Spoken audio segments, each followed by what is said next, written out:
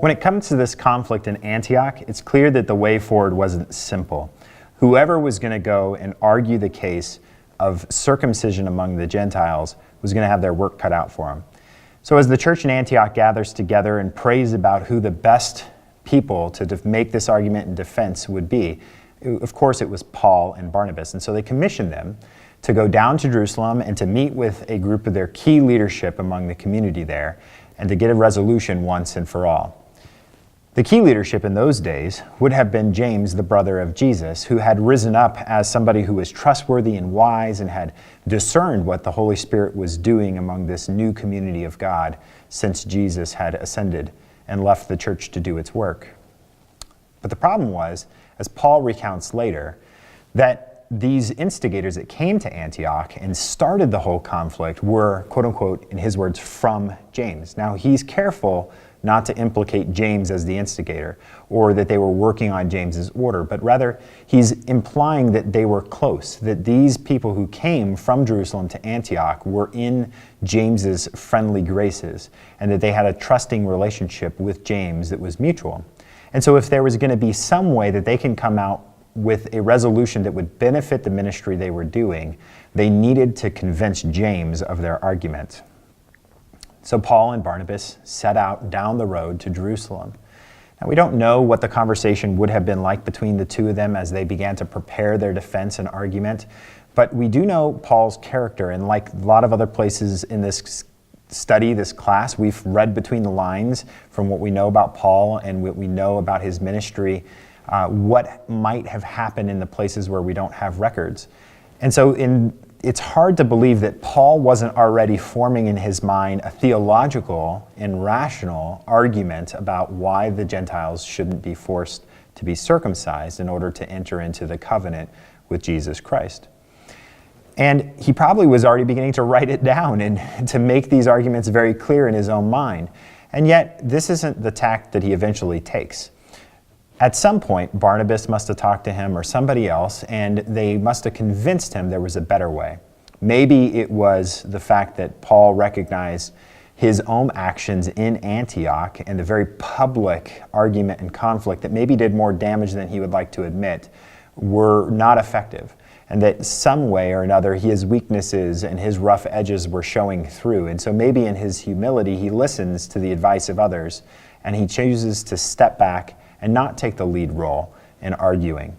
So they get to the council in Jerusalem, and almost immediately some, we assume, believer from the party of the Pharisees stands up and demands that the Gentile believers be circumcised in order to be considered a part of the fellowship of believers of Jesus of Nazareth. And so immediately it is Peter who stands up and makes the defense. Now, Peter goes back to his own experience. He looks at his experience with the centurion, Cornelius, whom the Holy Spirit had led him to go and share the gospel with. And when Cornelius believed the gospel, Peter baptizes him, and with no circumcision at all, the Holy Spirit manifests himself among not only Cornelius, but his entire household in some of the miraculous gifts that they had been witnessing happening among the believers all over the place. And so Peter begins to make the distinction that the Holy Spirit hadn't discriminated between Jew and Gentile, but came and poured himself fully upon an uncircumcised Jewish family in the same way that he had poured himself on the early Jewish believers. And if the Holy Spirit wasn't going to make a distinction between the two, then we in the church shouldn't.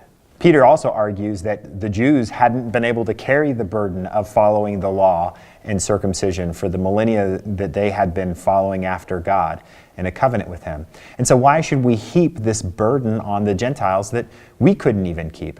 And so he argues that we shouldn't circumcise the Gentile believers. Paul and Barnabas just follow suit, and they begin to share personal stories about what they've witnessed in the mission field. They share story after story of the Spirit manifesting himself among those who are circumcised and those who are not circumcised. And after all these stories are shared, a compelling argument begins to take place. James stands up and he makes his ruling. And his ruling is that he agrees with Peter, Paul, and Barnabas, that the Gentile believers shouldn't be forced to be circumcised in order to be a part of this new covenant community. It was an important decision, a decision that would open the way to continue to break the walls down between Jew and Gentile in this new community. So James gives some caveats, though.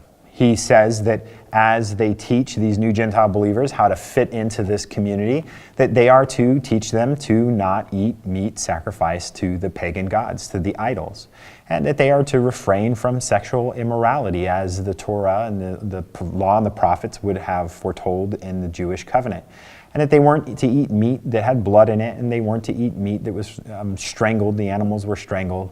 And so all of these things were meant to continue to keep some sense of the purity of the moral laws of the Old Testament. And so with these caveats, they write letters for Paul and Barnabas so that when they go back out into the mission field and they visit the churches that they've already been formed or they create new churches, they would have documentation about what the official rule, the official law, the official doctrine of the church was straight from the authority in Jerusalem. And what a great way, as we look at this story of conflict in the early church, we learn how conflict is to be resolved in the church today. That we're to discuss and talk about what we see the Holy Spirit doing, and we're to follow the lead of the Holy Spirit as he manifests himself in the community through reaching unreached people who have never been a part of our communities before, and seeing how the Spirit deals with people and following the Spirit's lead. So we'll do this as we move forward and look at how Paul and Barnabas deal with their own conflict in the next week's section.